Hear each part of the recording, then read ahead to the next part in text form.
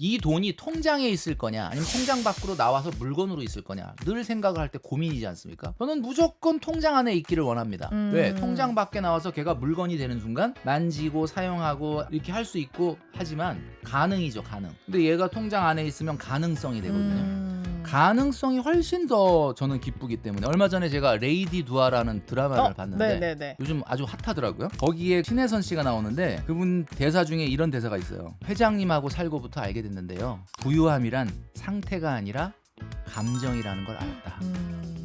지금 인터넷 끝판왕에서 모르면 못 받는 통신지원금 80만 원 설치 당시 즉시 입금받을 수 있습니다. 내가 내는 원료금에 포함되어 있는 거라 이거 안 받으면 결국 나만 손해보는 겁니다. 통신지원금 80만 원에 합리적인 요금 설계로 결합 할인 72만 원까지도 놓치지 않고 챙겨준다고 하는데요. 꼭 가입하지 않아도 됩니다. 지금 견적만 받아봐도 스타벅스 커피 쿠폰 증정해 드리니까요. 현금 사은품을 혹시라도 더 주는 곳이 있다면 차액 150%를 보상한다고 하니 다른 데 알아볼 필요 없이 믿고 하셔도 됩니다. 365일 상시 상담 가능하니까요. 1555-4471로 전화하시거나 더보기란 고정 댓글 링크로 확인해 보세요. 네, 경제적 본능 시작합니다. 돈줄란 머니트레이너 김경필 작가님 모셨습니다. 어서 오십시오. 네, 반갑습니다. 네, 자, 첫 번째 사연부터 만나보겠습니다. 네.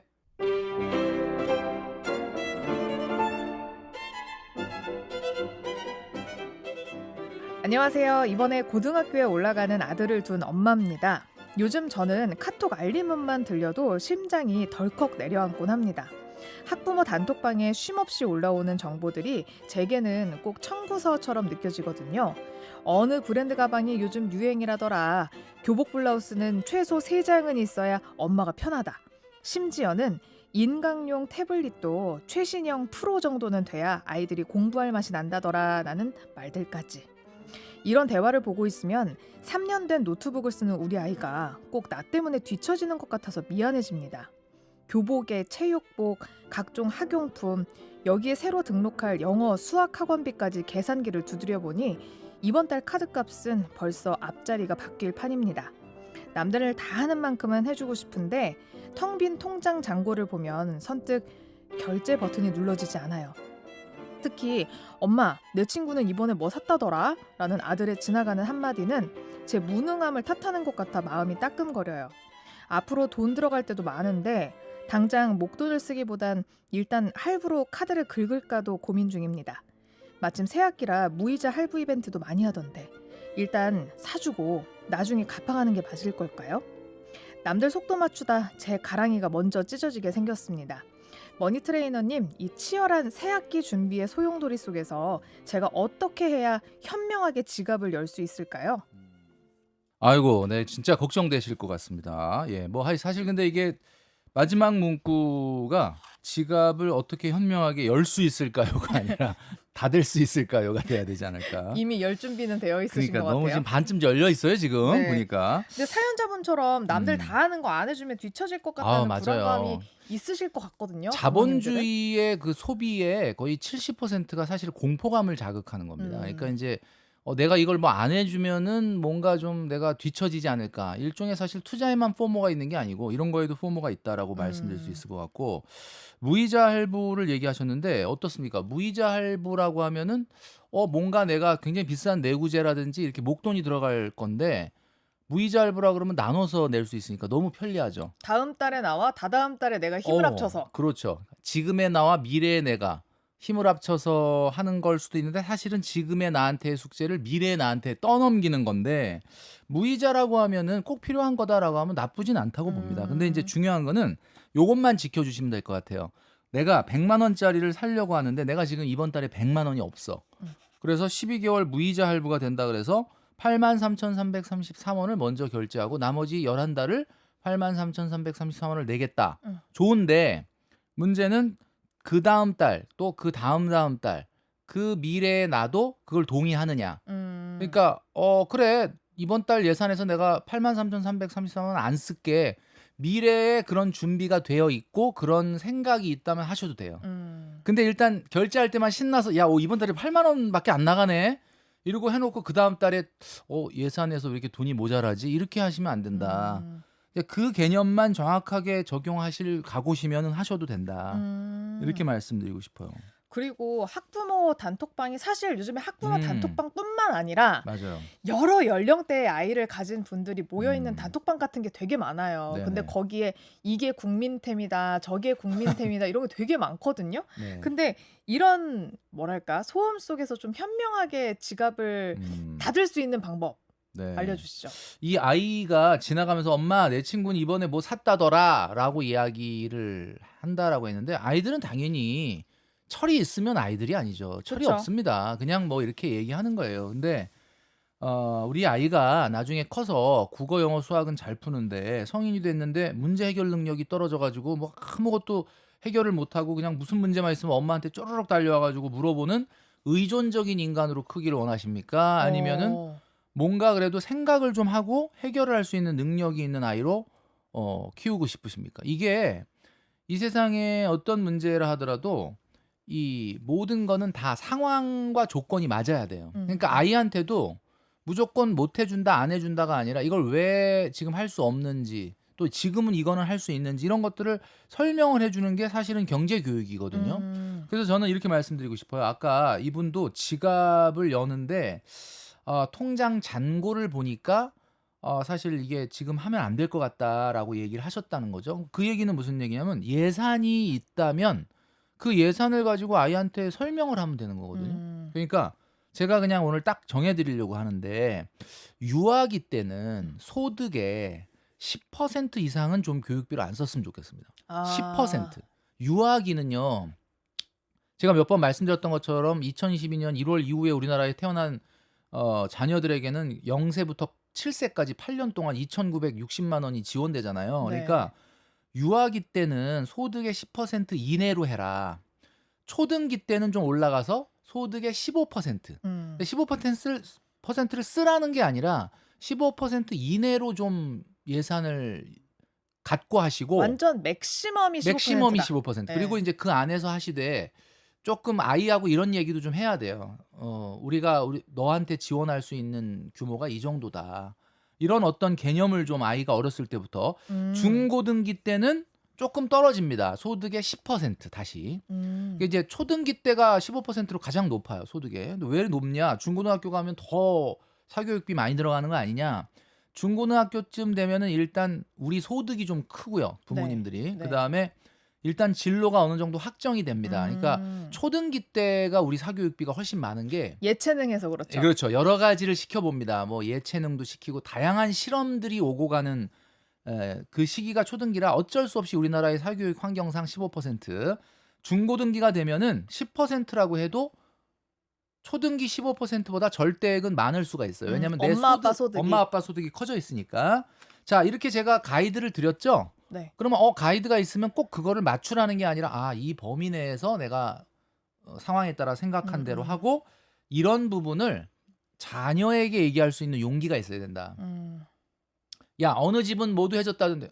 야, 그 집 그 부모님은 저 굉장히 전문직이라서 그런지 뭐 돈을 잘 버시는지 모르겠는데 엄마 아빠는 너도 알겠지만 우리 집은 그렇지가 않잖니. 미안해. 예. 미안하다라는 얘기할 것까지는 할 필요 없을 것 같은데. 그래요? 예, 그래서 그거 당당하게 당당하다는 말은 좀 이상하지만 이렇게 얘기하고 아이가 뭐 아직 정말 어린 유아기가 아니라고 하면 충분히 그런 이야기를 듣고 이해하고 소화시킬 수 있는 능력도 교육이라고 생각을 해요. 그래서 그 부분을 꼭 이야기를 해주시고 이 10% 15%라고 제가 드렸던 가이드라인을 가지고 교육 예산을 짜신 다음에 그 안에서 내가 충분히 감당 가능하다 그러면 뭐 사주셔도 되겠죠. 언제부터 얘기해요 이런 거? 유아기 때는 아직 애들이 유아기 모르니까. 때는 이런 얘기를 하면 모르겠지만 네. 초등학교 한 저학년 지나서 고학년. 3학년, 4학년 그러니까 우리가 보통 정도? 4학년 때부터 고학년이라고 하잖아요. 4학년 때부터 고학년이라고 하고 4학년 때부터 실제 학습의 내용도 굉장히 어려워지거든요. 그러니까 그때가 이제 좀 아이들이 좀 공부에 부침도 있고 그러는데 그때 정도면은 대화가 되죠. 뭘 얘기하고 이제 뭐 100% 이해를 못 한다고 하더라도 얘기해 주면은 우리가 대체적으로 이런 얘기 뭐 애한테 한다고 무슨 얘기인지 못 알아먹을 테니까 그냥 밀어붙여 이렇게 하지 마시고 그때부터는 의사를 좀 물어보시고 의견을 듣는 게 중요하다라는 얘기죠. 네. 그럼 이런 부분은요? 교복 셔츠를 추가 구매하거나 뭐 최신형 태블릿 이런 거 결제하기 전에 이게 음. 진짜 아이에게 필요한 건지 엄마가 어떤 기준을 세우고 사줘야 될까요? 안 사주는 게 답입니다. 어. 진짜 필요하면은 없을 때 엄청 불편하다고 뭐라고 찡얼찡얼찡얼 댈 거예요. 음. 근데 그러니까 먼저 아이가 얘기도 안 하는데 "야 이거 필요하대." 그러면 "왜?" 그러면 "아니 뭐 너 친구들 다 있잖아." 이렇게 하실 필요는 없다는 거죠. 음. 아이가 정말로 필요하면 아이가 얘기할 텐데 이게 참 아이러니하게도 우리 부모님들이 돈이 좀 있든 없든 대부분 이렇게 얘기해요. "우리 집은 돈이 없지만 너 교육만큼은 내가 어떻게 해서든 지원을 해줄 테니 공부만큼은 열심히 해라." 저희 엄마가 저한테 이렇게 그러셨죠. 얘기한단 말이에요. 예. 근데 대부분의 부모님들이 아마 그러실 거예요. 근데 이거는 자녀에게 자칫 그래? 그럼 하여튼 공부라고 하는 부분에 있어서 내가 뭐든지 다 원하는 대로 부모님이 해 준다는 거지. 약간 이런 잘못된 생각을 심어줄 수가 있습니다. 그것보다는 오히려 다른 집만큼은 지원해 줄 수가 없다. 이런 이야기를 하는 게 아이의 경쟁력을 높이는 데 좀 도움이 될 수 있습니다. 그래서 어쨌든 쉽진 않죠. 근데 물론 뭐 이렇게 했는데 아이가 계속 "야 이거 있어야 된다. 필요하다." 자꾸 이러면 뭐 어쩔 수 없이 사 줘야 되는데 필요하다라는 그 필요성이 극대화됐을 때 샀을 때 효과가 좋은 거지 음. 뭐 필요하다는 얘기도 안 하는데 "야 엄마가 생각해 봤는데 이게 필요할 것 같거든." 이렇게 해서 사 주면은 똑같은 돈을 쓰고도 효과는 반감된다. 음. 이렇게 보시면 되는 거죠. 저 궁금한 거 딱 두 음. 항목이 있는데 네. 애들 휴대전화 언제 사주면 좋을까요, 그러면? 휴대전화. 뭐 일부 국가들은 16세 이전에 SNS 금지하는 음. 국가도 있고 뭐 사실 웬만하면은 이 학생 때는 SNS가 아니라 스마트폰이 없는 게 제일 좋을 것 같긴 한데 네. 요즘은 이제 스마트폰이 꼭 SNS의 용도가 아니라 전화를 또 해야 되고 또 뭐 학원을 가거나 그럼 연락을 해야 되고 하니까 초등학교 고학년부터는 있어야 되지 않을까라는 생각을 합니다. 저학년이 있는 뭐 경우도 많이 있다고 하는데 저는 그냥 개인적으로 한 고학년 때부터 사주는 게 어떨까. 근데 예. 이제 가능하면 SNS나 이런 거 못하는 폰 이런 걸로? 그렇죠. SNS나 이런 것들은 좀 그러니까 일단 기본적으로 제가 봤을 때는 이게 왜 아이들한테 안 좋으냐면 우리가 이제 뭐 버스를 타고 지하철을 타고 걸어 다닐 때는 정말 안전에 주의를 해야 되고 생각을 좀 해야 뭐 예를 들면 버스를 탄다 뭐 그러면은 사람이라는 게 이제 생각을 해야 되는데 이걸 딱 쥐어 주는 순간 아 전두엽은 안 씁니다. 그러니까 음. 전두엽이라는 게 뭐냐 그러니까 골똘히 좀 뭔가 생각을 하고 '아 오늘 저녁에 가서 어떻게 할까? 뭐 학교 가서 어떻게 할까?' 뭐 이런 생각을 해야 되는데 도대체 이걸 쥐어 주면은 전두엽이라는 걸 사용을 안 하고 후두엽만 사용을 하니까 아이들이 인제 thinking 음. 생각하는 거 자체를 안 합니다. 어. 굉장히 이건 위험한 거기 때문에 되도록이면은 늦게 손에 쥐어 주시는 것이 좋겠다. 그리고 음. 이제 덧붙여서 말씀드리면은 이거예요. 최악의 집안이 이거야. 최악이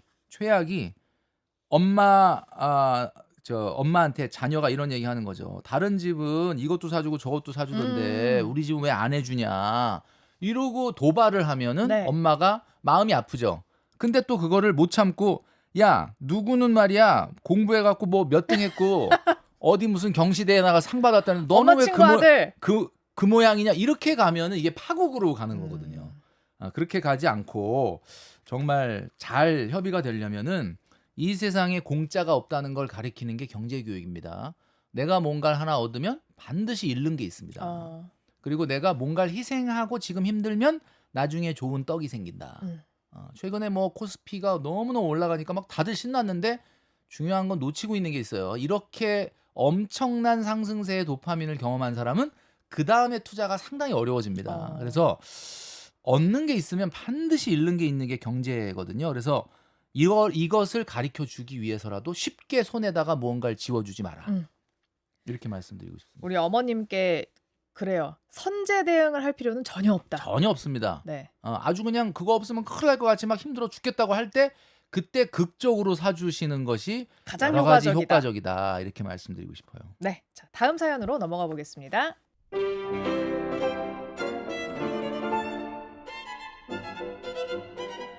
서울에 사는 34살 직장인입니다. 저는 1년 전 전세 사기 뉴스를 보며 밤잠을 설치다가 결국 보증금을 확 낮추고 월세 120만 원짜리 회사 근처 투룸 오피스텔로 이사했습니다. 억 단위의 전세 보증금이 떼일까봐 전전긍긍하는 것보다야 마음은 편하지만 문제는 통장입니다. 제 월급이 380만 원 정도 되는데 한 달 꼬박 일에 받은 월급 중 120만 원이 매달 월세라는 이름으로 흔적도 없이 사라지는 걸 보면 제 소중한 시간과 노동이 공중분해되는 기분입니다. 지금까지 모은 돈이 1억 2천 정도 되는데 이럴 거면 차라리 무리해서라도 대출받아 집을 사는 게 맞았나 싶다가도 집값이 떨어질 수도 있고 금리 생각에 가슴이 답답해지고 그렇다고 또 계속 이렇게 살자니 평생 월세 난민으로 떠돌 것 같아 두렵습니다. 남들은 영끌에서라도 집을 사라는데 저는 당장 나가는 월세 메우기도 벅차거든요. 머니트레이너님, 밑 빠진 독에 물 붓기 같은 이 월세 생활 계속하는 게 맞을까요? 아니면 지금이라도 무리해서 내 집 마련을 서둘러야 될까요? 제 불안한 주거의 마침표를 어떻게 찍어야 할지 모르겠습니다. 네. 공중분해라는 말씀 해주시는데 마음에 참 와닿네요. 돈이 네. 120만 원이니까. 근데 일단 제가 이분한테 좀 질문을 하고 싶은 게 월소득 380만 원. 근데 지금 월세가 120이에요. 주거 비용으로 120만 원이 나간다는 건데 그럼 이게 퍼센테이지로 보니까 31.5%. 많이 오버했네요. 버는 돈의 32%를 월세를 내고 계시는데 월세 120만 원을 낼 바에는 그냥 이걸 이자로 내고 내 집이라도 그냥 갖고 있으면 마음이라도 편하지 않겠냐. 네. 참 말은 굉장히 그럴듯합니다. 근데 월세 120만 원을 내는 것 자체가 일단은 저는 문제다. 좀 문제라고 보는 게 이게 관리비까지 더해지면은 그 버는 거의 35%를 월세를 내고 있잖아요. 그러면은 이게 뭐 물리적으로 도저히 안 된다. 뭐 거리에 앉을 수는 없는 거 아니냐. 텐트 치고 살 수는 없는 거냐. 이런 얘기하면은 제가 뭐 할 말은 없는데 380만 원에게 걸맞는 주거 비용이라는 건 제가 늘 말씀드리지만 10에서 15% 정도입니다. 그러니까 사실 380만 원이라고 한다면 한 5, 60만 원 정도가 나가는 주거를 구하셨어야 돼요. 그런데 구하면 막 1시간 반씩 출근 거리가 되는데 어떡하냐. 이 세상에 이 돈이라는 게 한 글자잖아요. 이거를 좀 풀어서 6글자로 얘기하면 뭔지 아세요? 돈. 이분도 돈이 지금 없어가지고 너무 힘든데 네. 돈을 6글자로 풀었으면은 돈은 바로 이겁니다. 불편함의 결과물. 그러니까 결국 이분이 내가 그러면 50, 60 이렇게 나가는 주거 비용으로 가면 1시간 반 출퇴근인데 어떡하냐. 그러니까 그 불편함을 감수해서 돈을 모으셔야 이분이 걱정하셨던 것처럼 이러다가 평생 월세 사는 거 아니냐라고 불안감이 든다. 그 평생 월세를 안 살려면 결국은 그런 시간이 필요하다는 거예요. 우리가 지나가면서 아파트나 이런 집을 보면 아우 저렇게 집이 많은데 왜 내 집이 없어? 그분들 다 거기 들어가기 전에 그런 불편함을 수십 년 감수하신 분들이에요.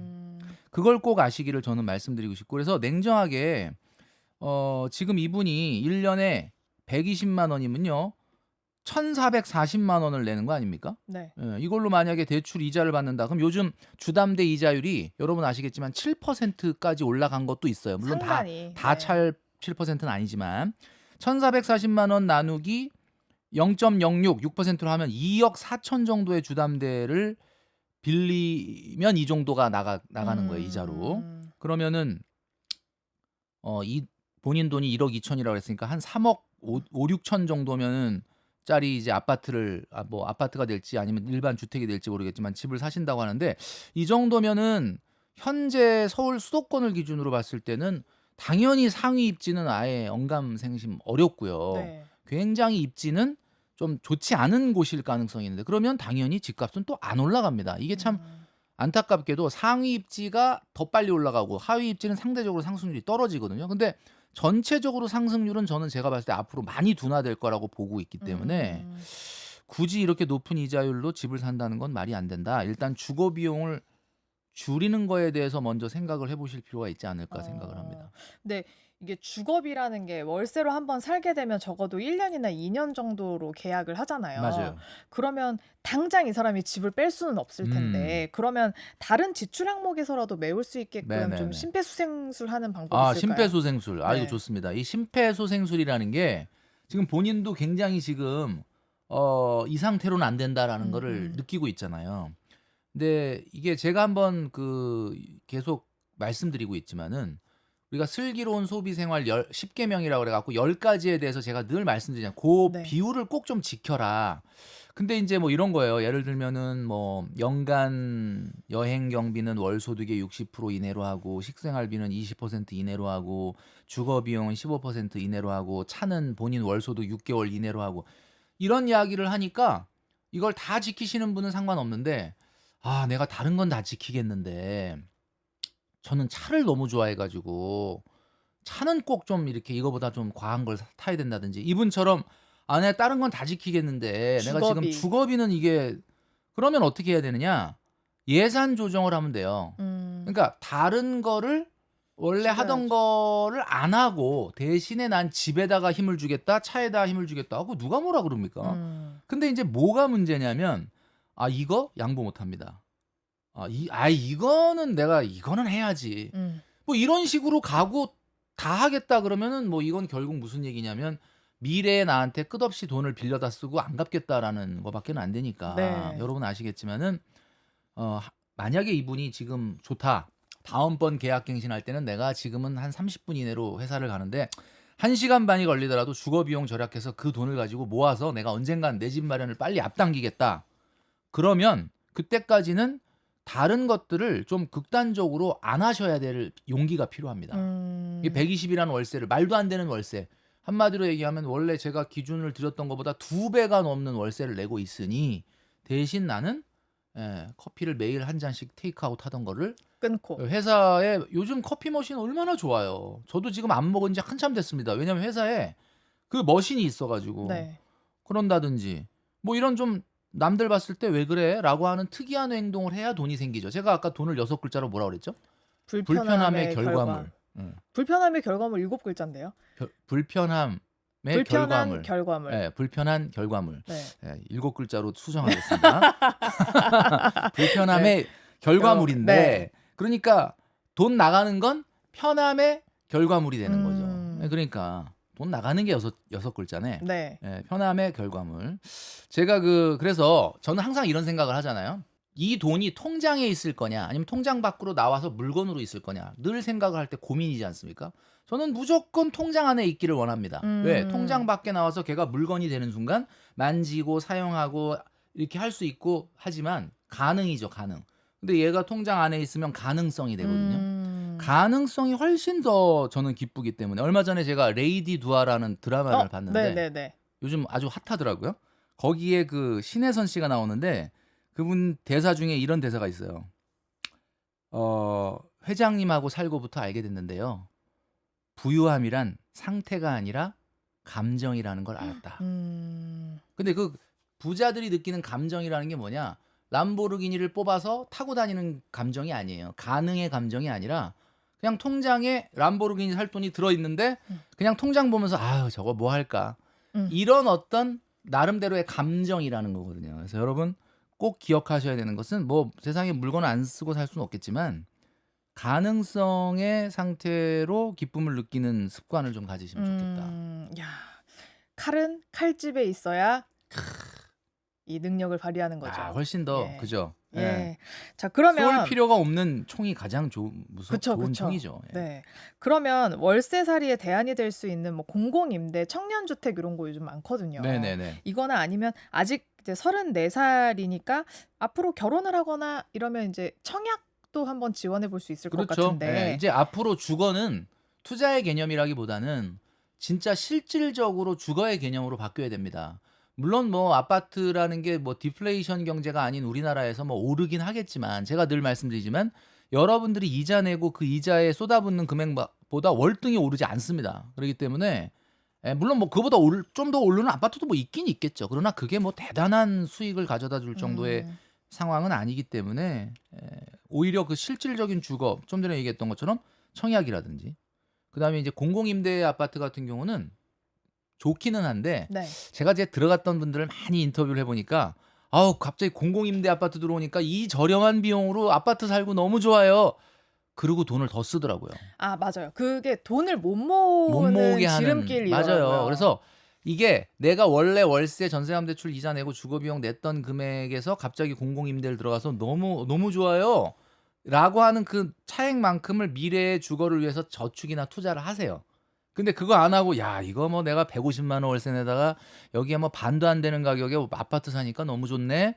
그리고 나머지를 문화 레저에 쓰시다 보면 영원히 공공임대 아파트에 사실 수도 있다. 그러면 안 근데 된다는 거죠. 공공임대 아파트도 영원히 살 수가 그렇지, 없다는 영원히 게 뭐 다 함정이죠. 기한이 예. 있으니까 언젠가 또 10년 나가야 후에 되죠. 지금 재산 상태 그대로 나올 수 있다는 게 정말 맞아요. 그거는 정말 너무 악몽이죠. 맞아요. 예. 그러니까 이렇게 지원은 해준다는 의미는 지원해줄 때 빨리 그 여유를 가지고 빨리 자산 성장을 해라 이런 의미로 받아들이셔야 됩니다. 네, 자 다음 사연으로 넘어가 보겠습니다.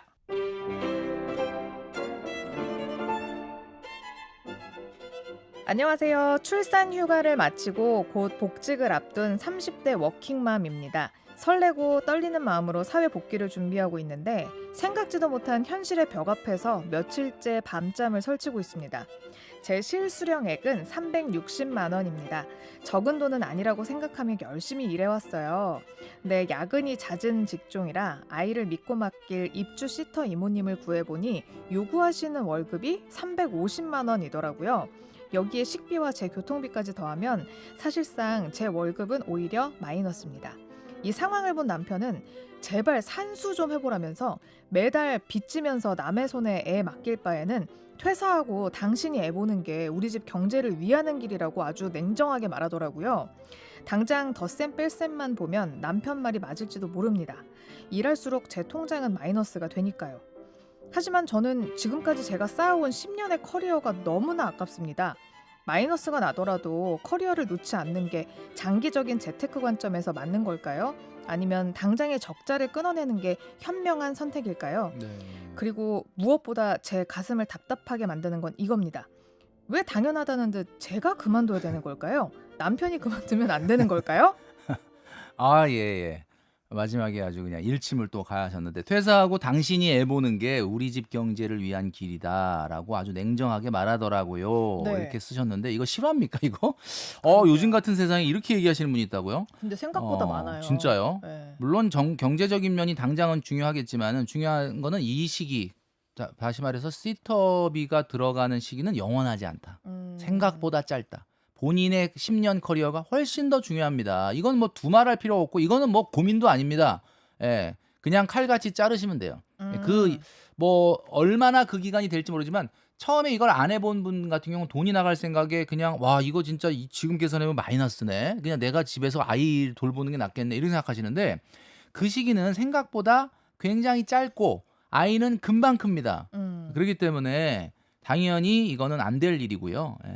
그러니까 두 분 다 경제 활동을 하셔야 돼요. 그러니까 그 시기는 어쩔 수 없다라고 생각하시면 될 것 같고 뭐 이렇게 돌봄 비용이 들어간다라고 하는 걸 보면은 뭐 부모님이나 누가 이렇게 도와주실 수 없는 그런 상황인데 조금만 지나면 아이는 금방 크고 그 아이가 네. 놀이방에 맡길 수 있고 네. 놀이방에 맡겨지면은 일단 종일 돌봄은 필요 없게 될 수가 있기 때문에 이 시기는 이거 그냥 무조건 넘기면 되는 겁니다. 10년의 커리어를 이것 때문에 회사를 퇴사를 한다?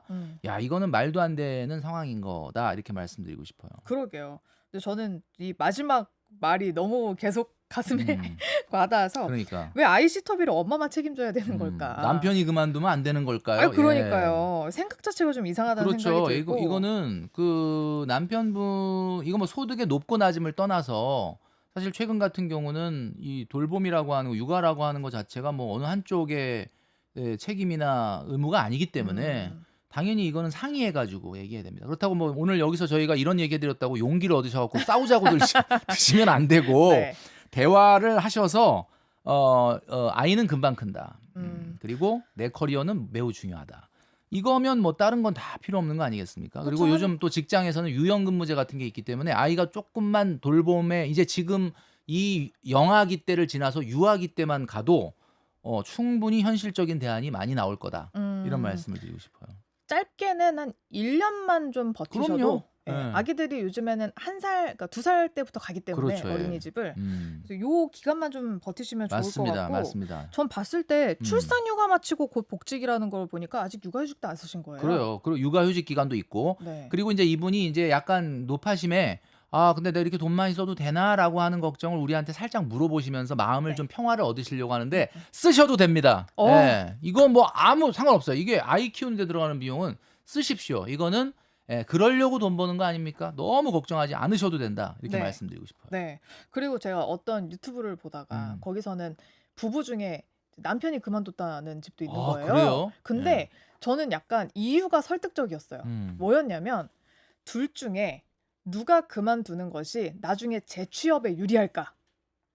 재취업에 애엄마가 유리할까? 애아빠가 그러네. 유리할까라고 생각했을 때 경단녀보다는 경단남이 낫다. 그쵸. 그래서 어. 남자가 재취업이 더 쉽기 때문에 남자가 그만두기로 했다라고 예. 얘기를 하더라고요. 현명한 선택인 것 같은데 조금 그 시기를 넘겨보시지 어떻게 그렇다고 그래, 좀 그만둡니까? 힘들어도. 예. 네. 아무튼 뭐 본인들의 판단인데 이분 같은 경우는 용기를 드릴 테니까 적극적으로 그 돈을 쓰시면서 아이를 잘 키우시기 바랍니다. 네. 그리고 육아휴직도 한번 생각해 보시길 네. 바랍니다. 아까 왜냐면 그 부모 급여가 네. 매달 나오기 때문에. 그렇죠. 네. 나오고 또 8년 0세부터 7세까지 8년 동안 거의 3천만 원에 가까운 지원금이 나오지 않습니까? 네. 예, 그런 것들에 또 힘입어 가지고 하시면 되는 거죠. 네. 너무 걱정하지 마시고 또 돈 때문에 커리어 포기했다면 이제 서로에게 원망이 남을 수가 있기 그럼요. 때문에 예. 이 부분은 적자 때문에 자존감 잃지 마시고 꼭 음. 버티는 힘 1년만 일단 네네. 버텨봅시다. 저축이 아니라 미래를 위한 세이브다라고 생각하십시오. 엄마도 그 아기도 일하는 엄마 아빠 좋아할 수 있습니다. 그럼요. 네.